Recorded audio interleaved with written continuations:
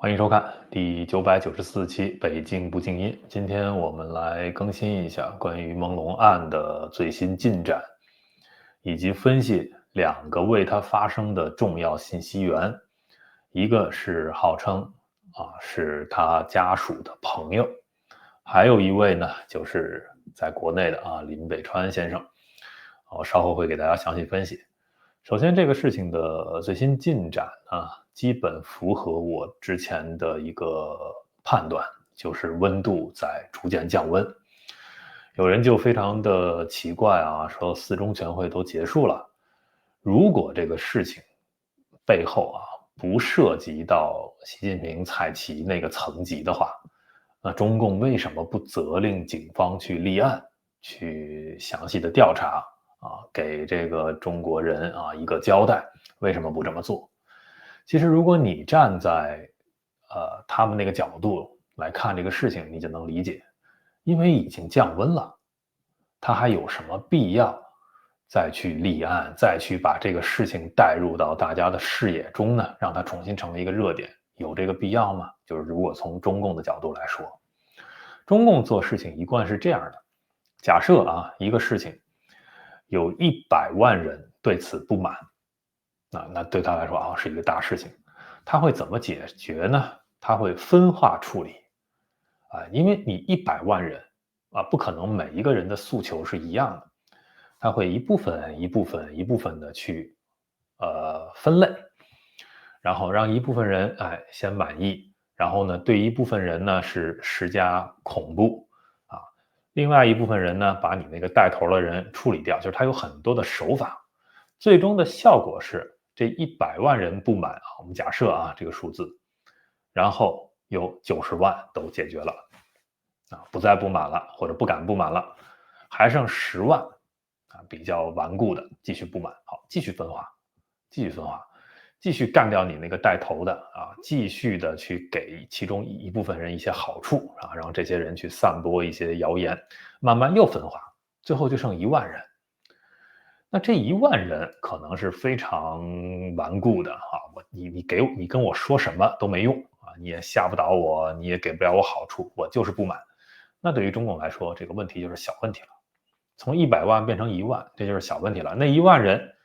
你愿意闹闹吧，反正我会对你们一些过分的言论进行一些管控。大部分而言，你们就在你们自己那个小圈子内去闹，就掀不起大的风浪了。这是从中共的角度来说，所以有的人说我们没有放弃我们一直在努力的为它发声。对，但是你就是那个现在还剩下的，我刚才举的那个比喻那1万人的小圈子内，你觉得非常的热闹，大家非常的有热情，但是在对于整个中国人这个大的群体而言来说，于朦胧这个事情已经过去了。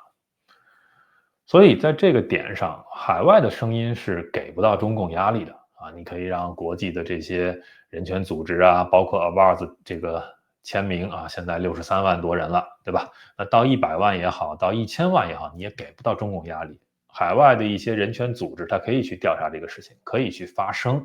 但是它是一个非常漫长的过程我们想要的是有没有可能推动在中国国内的舆论掀起一个新的高潮，然后在国内的，比如说现在只剩1万人关注这个事儿假设再通过一些重量级的人物发声，由这1万又变成100万，又变成1000万，那中共的高层才会真正的再次重视起来，也许会做一些举动去推动这个案件去立案等等的。那在这个里面，什么是重量级的人物能够发声呢？我之前说，那肯定最重要就是他的家属了，他母亲或者他表哥然后就是起来去跟这一伙人去硬碰硬我就不怕你们了，我就要一个公道把这个事儿闹大。当然了，这是有极大风险的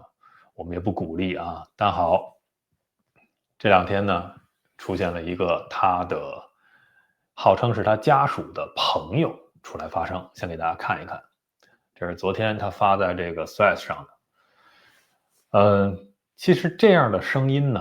之前几天我也有听到过也有人私下跟我说过，但是因为没有办法核实这个所谓他亲属的朋友，他的这个身份啊没有办法核实。但是这一位呢，他用了一个办法来核实啊。他首先你看，大家先别看他文字啊，先看他下面的一张图片。这是一张照片，我放大给大家看啊。这张照片呢是这个爆料的人呢，他用来自证用的啊。大家看左边这个是于朦胧小时候和他母亲在一起。这个人意思说呢，这张照片大家之前在网上都没有见过。他为什么会有呢？是因为他是于朦胧的家属的朋友，所以他会有这张照片，他以此来表示啊自己的这个身份。OK， 好，我们回到他的文字。其实呢，他也没有爆太多的东西出来啊，实际上就是紧盯着我之前跟大家说的，我们回到阳光上东小区这个现场。那么是谁发现于朦胧坠楼的呢？是有一个凌晨6点，对吧？有一个遛狗的老太太。那个遛狗老太太当时是怎么说的呢？是她以为这个人是喝醉了躺在那儿，所以她就没有去管。那么遛狗遛了一圈回来之后，她那个狗对这个尸体非常的敏感啊，然后她才去凑近看，然后发现有血啊，然后赶紧就报警啊。这个时候呢说有人从楼上下来，实际上就是于朦胧案现场的。后来这个由他当时表哥给的信息嘛，警察说有3男1女，对吧？大家记得这个3男1女跟着于朦胧一起跑到那个公寓里去聚会。那其中这个3男1女里边的一个人啊，就是过来，他把他自己的衣服啊，他想给于朦胧把脸盖上，就这个尸体，但是他自己又怕，他就让这个遛狗的老太太说：“你帮我去盖上它。”说我怕。好，说这个话的人是谁呢？据说就是这个焦麦琪啊。那么这个是我前些天从一位啊，也是自称是他亲属的朋友那里听到的信息啊。那么大家看这一位啊，就这个现在文字这部分啊，昨天爆料的这一位，他也提到了焦麦琪，对吧？你看他下面他说：“焦麦琪，你也躲不掉，人出事时你也在场，衣服也是你盖的。”这个我了解到情况不是焦麦琪亲手盖上去的，是焦麦琪拿着衣服让那个遛狗老太太盖的。好，那么这现场3男1女都有谁呢？女的据说就是这个宋伊人啊，那么男的呢，一个是焦麦琪，一个是吉光光，就是这个公寓的主人。那么另一个男的是谁？不知道，现在不知道。这3男1女现在有2男1女的名单是这么流出来了。那么当然了，还有一个说法，就是不是来自我现在给大家展现的这一位亲属的朋友啊，是我了解到的另一个亲属的朋友的说法，就是说这个现场不止3男1女，说是还有很多人啊，很多人。那就是说警方给到，其实这个信息是在他表哥的那个文字里啊，是由所谓的于朦胧的经纪人告诉他表哥的。啊，说是3男1女跟于朦胧去喝酒聚会，对吧？这个经纪人我们还是不知道究竟是杜强还是何小晶，但是这个信息可能也是错的，就不止3男1女，现场还有很多人。这是我们现在从他这个亲属的朋友啊，不同的朋友，有人现在出来去发声了，这很好，这是一个很好的趋势。当然，仅仅这样的发生还不够啊，因为我们这个对于这个真相的掌握还是很朦胧，而且这样的发生很难掀起一个新的波浪啊。我们需要更实质的来自于他的于朦胧的啊亲属的一些消息，比如说当时是否见到于朦胧的遗体啊？因为他表哥的文字里说，也是转述啊，说于朦胧的母亲什么，他们那些家人在陪着于朦胧的遗体，但是是不是他表哥的一个想象，觉得说到了北京就能见到遗体，对吧？因为他表哥发完那篇文字之后嘛，他就没有再继续的发声，所以你现在很难有渠道去了解到他后续的一些信息的更正。对吧？比如说于朦胧的手机跟电脑，如果警方说这是一场意外的话，那现在这些东西应该还给家属，有没有还？如果还了，里面有没有什么信息值得去挖掘？这些我们都不知道，因为他的亲属现在完全是不发声的。我了解到的一个信息是说，他母亲是安全的，甚至是自由的，但是就是不发声的啊。这个不发声的原因是由于悲痛，是由于被恐吓了，不敢发声，还是由于拿了家里其他一些什么人的软肋去要挟他等等的都不知道啊。但是现在他们家啊，现在目前选择不发声，选择 silent。那我们先尊重一下啊，再看一看会不会有一些变化。因为如果他的家属发声了，那这个力量会很大，因为他们会带来非常一手的、更接近于真相的一些信息啊，总好过我们在这里去瞎猜，对吧？好，另一位一直为于文龙发声的人，就是我们今天要讲的这位啊，林北川。林北川呢，我是大概1周之前知道这个人的存在的啊，因为有人告诉我，也有观众朋友给我留言啊。那么我去看了一下他之前的一些言论啊，我觉得跟我的很多看法是非常相似的，就是我们都认为凶手这个团伙啊，他们的关系并不通天，因为其实如果通天的话，你假想一下，很简单，如果这个事情背后就是习近平或者蔡奇或者这个层级的人干的，那你像林北川也好啊，包括有人说什么华晨宇啊，什么居来提呀、韩红啊这些人啊，开演唱会都有不同形式的去纪念于朦胧，对吧？演艺圈也有一些人去发微博或者发微信朋友圈去为于朦胧这个事情去说一些话，对吧？如果真的是习近平、蔡奇那个层级的，那你相信我，这些人都不会发声了。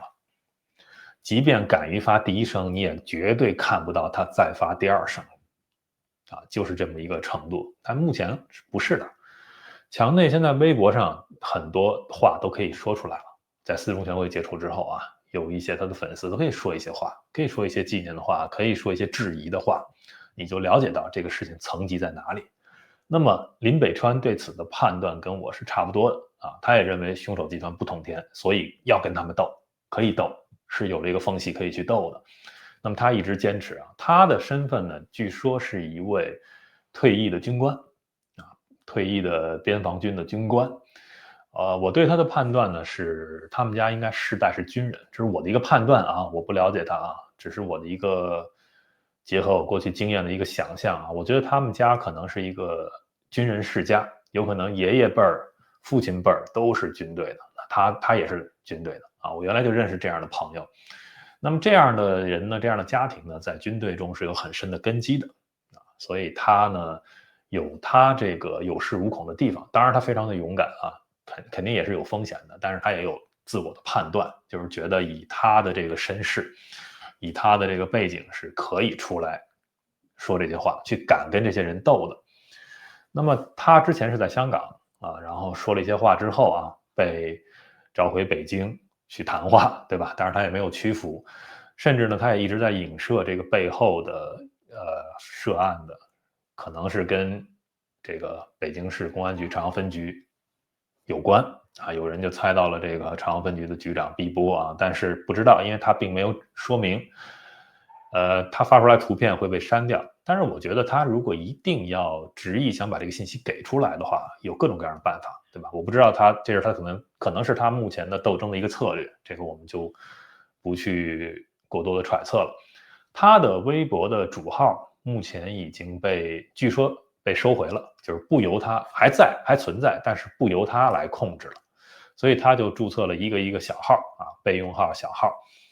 然后呢，这些小号呢，现在又汇总到一个他新注册了一个叫林北川主号，这个主号的头像就是这幅图啊，用的这个头像，这个头像是他的粉丝给他画的，我不知道他是不是就长这个样子啊。我之前为什么就一周之前我就知道他了嘛？我为什么一直没有在我的节目中提到他？是有人呢希望我不要提，因为呢有一些国外的朋友不了解这个情况啊，就是这个媒体系统是分两部分的，在中国国内的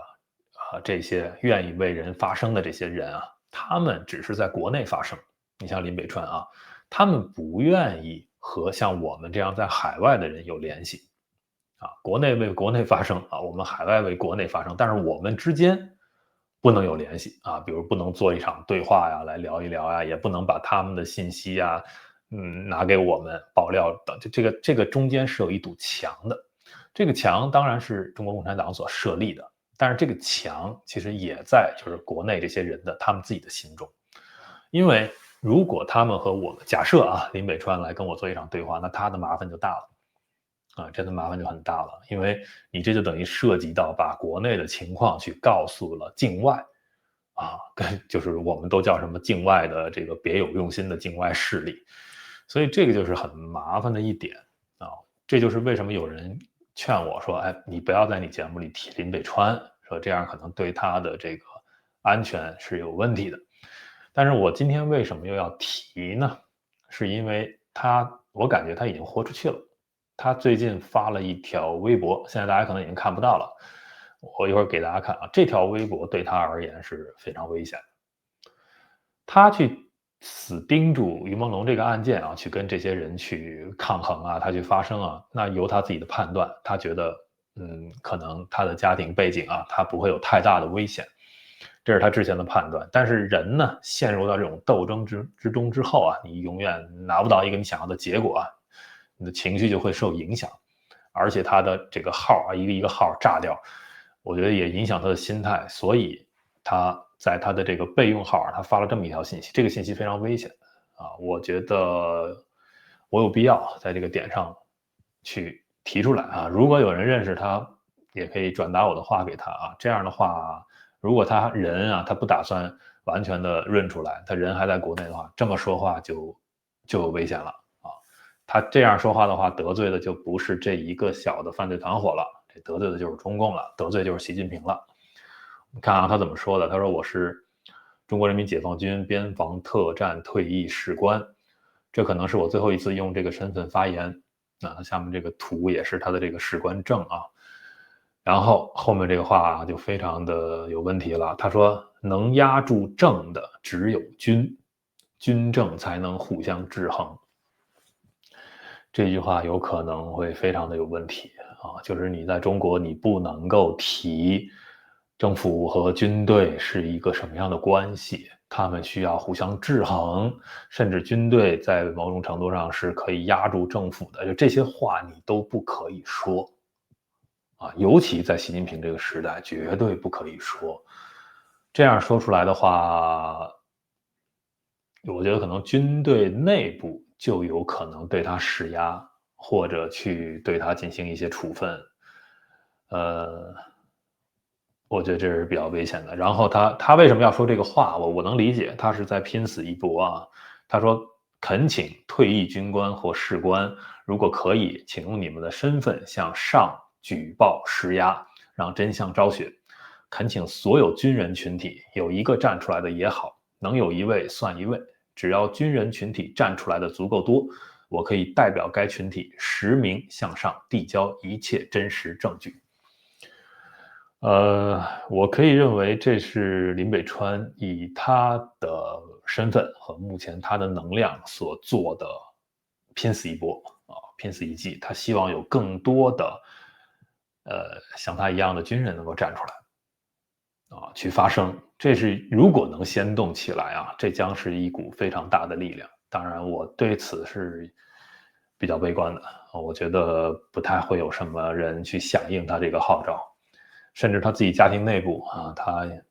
假设啊他是军人世家的话，那他爷爷、他父亲什么这些人所能动用的人脉也都不会去支持他的，这个比较遗憾啊。我觉得林北川就聊到这儿，因为我不是很了解他，但是我觉得他非常钦佩啊，非常的有勇气，然后他也肯定了解一些内幕。他现在其实为什么不是一下子就完全鱼死网破的就全扔出来？我相信他有他的策略，他也肯定有很多的内部的交谈在进行啊，他也在评估，以及呢想去推动，看看有什么更好的办法。因为我们的最终的目的是推动一点点关于这个事情的真相出来啊，以及呢哪怕只讨一点点公道，就是像之前林北川说的啊，这个团伙里面也许最大的那个 boss 我们没有办法去惩罚到他，就是现阶段我们先把其中的一个小鬼揪出来，也是一个阶段性的胜利，对吧？这点我认同他啊，我们可以一步一步的去做。呃，希望他安全吧，我觉得希望他安全啊，我觉得因为他已经豁出去了，把这个话都说出来了，我这儿就没有必要再去藏着不去报道他的事情了，对吧？因为没有意义了，他已经豁出去了。当然，我觉得他走出这一步呢，真的很危险啊！这一步谈论政军的关系是非常危险的，以及呢煽动军人群体站出来，这也是非常危险的。他实际上已经跨过了中共所能忍受的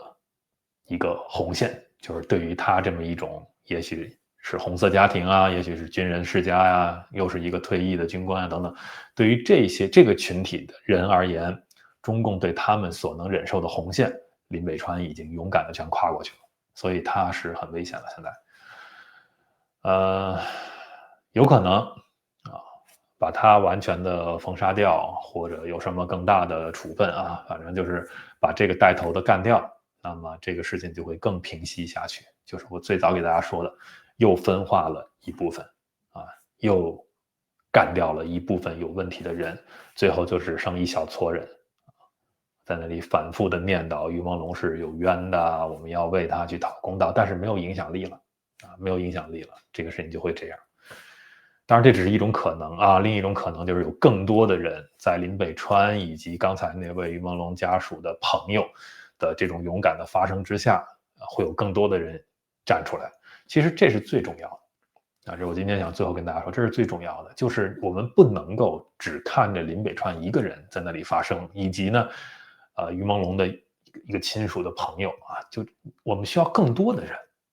对吧？如果有100个林北川、1000个、1万个林北川、1万个军人出来发声，然后有1万个他亲属的朋友，然后他亲属也出来发声，就是你多点开花，这个事情才有希望。因为只有一两个人发声，那就干掉这一两个人很容易的，这个浪头就下去了，彻底就降温了。好啊，今天就聊这么多啊！我还是希望大家把注意力现在集中到这个3男1女到底是谁。你当然你可以认为在他们背后还有大 boss，这不影响，对吧？我们先死盯住，对吧？这个跟于朦胧最密切。当然，你也可以说除了3男1女有更多的人。我们先不说啊，就说这3男1女究竟是谁？连这个名单我们现在都拼凑不齐全，对吧？先盯住这个事情。加油啊！感谢收看、订阅、分享。